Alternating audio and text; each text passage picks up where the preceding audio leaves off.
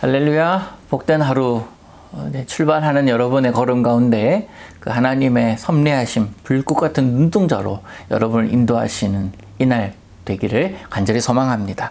자, 출애굽기 19장 넘어갑니다. 1절과 2절을 읽겠습니다. 이스라엘 자손이 애굽 땅을 떠난 지 3개월이 되던 날 그들이 시내 광야에 이르니라.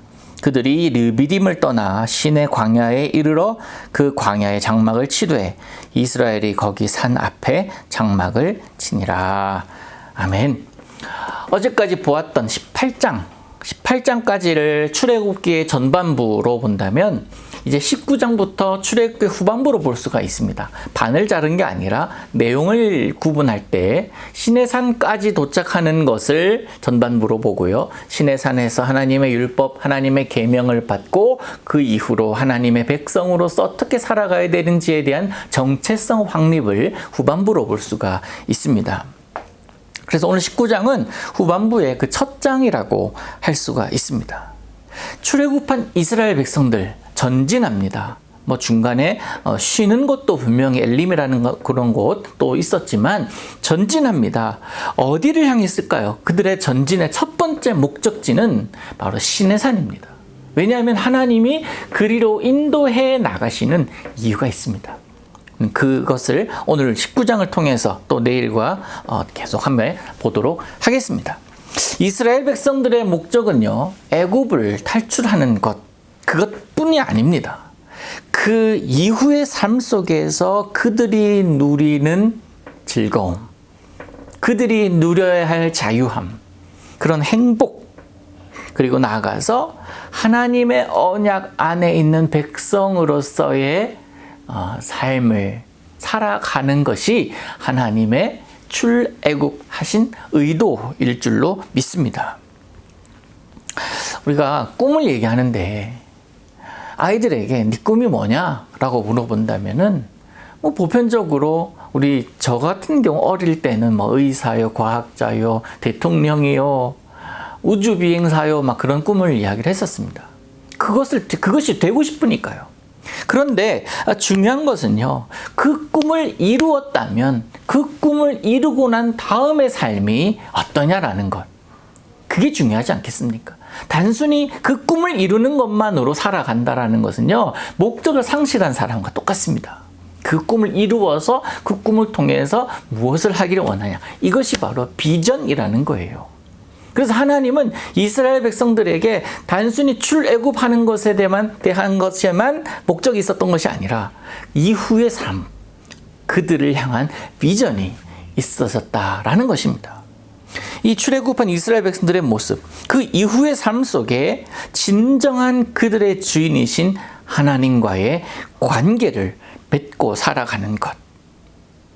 그러면서 하나님의 뜻에 합당하게 그 속에서 살아가는 것.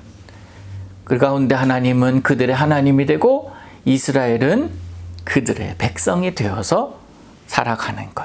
이것이 바로 이스라엘을 출애굽시키신 하나님의 목적이라고 할 수 있을 것입니다. 오늘 본문은요, 이스라엘 자손이 출애굽한 지 3개월이 지난 날 시내 광야에 이르면서 시작합니다. 시내 광야라고 하지만 그들 앞에는 광야만 있는 것이 아니라 산이 있습니다. 그 산이 어떤 산입니까? 호렙산, 시내산이라고도 하는 곳입니다.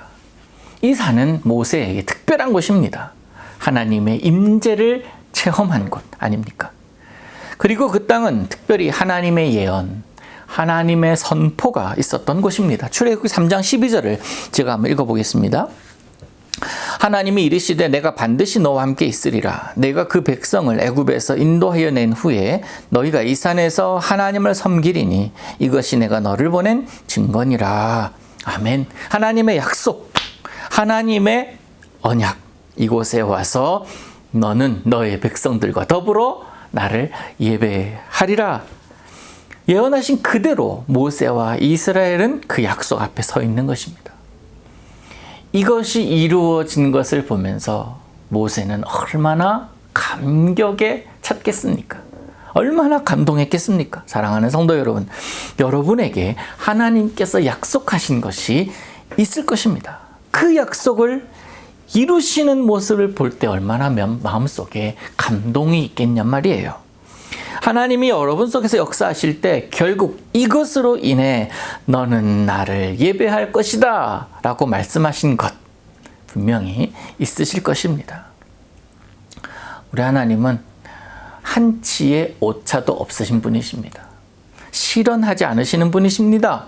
실수가 없으신 분이십니다. 약속하신 바를 분명 이루시는 분이십니다. 혹시나 우리는 잊을 수 있습니다. 그런데 하나님은 잊지 않으시고 이루십니다. 왜냐하면 하나님은 전에도 계셨고 지금도 계시고 나중에도 이후에도 계시는 분이시기에, 동일하신 하나님이시기에 그 하나님은 과거의 약속을 이루시는, 언젠가 하나님의 때에 이루시는 분이시다라는 사실입니다. 우리는 그런 믿음이 필요해요.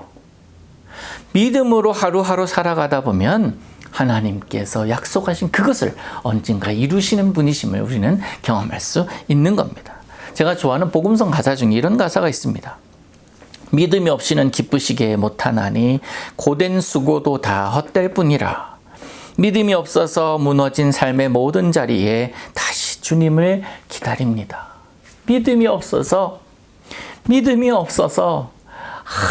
아무 의미 없이 하루하루 죽지 못해 살아가는 그런 인생, 너무나 불쌍한 인생이 아니라 나 믿음 가지고 하나님의 약속 붙들고 살겠습니다. 이 노래 가사처럼 믿음이 없으면 지금 내가 하는 그 고된 수고도 헛된 거다라는 거예요. 바라는 게 없는데, 기억하고 나아갈 바가 없는데, 하나님의 언약이 없는데 하루 살아가는 것이 얼마나 힘들겠습니까? 하지만 성도 여러분, 저와 여러분에게는 하나님을 향한 믿음, 언약을 이루실 것에 대한 믿음이 있습니다. 그 믿음, 이루실 것에 대한 확신을 가지고 오늘을 살아가십시다. 그럴 때 주님은 우리의 진정한 기쁨이 되어주실 것이고 우리의 살아갈 이유가 되어주실 것입니다. 그 주님과 더불어 오늘도 동행하시기를 소망합니다. 우리 오늘은 찬양함으로 하루를 시작했으면 좋겠습니다. 믿음이 없이는 기쁘시게 못하나니, 밑에 자막을 보시면서 함께 불러봅니다.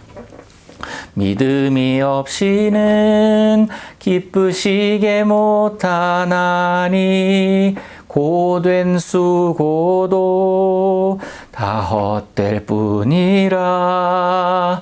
믿음이 없어서 무너진 삶의 모든 자리에 다시 주님을 기다립니다.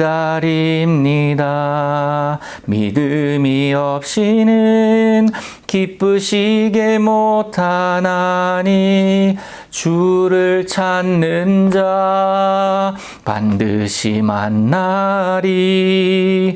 믿음이 없어서 무너진 삶의 모든 자리에 다시 주님을 기다립니다.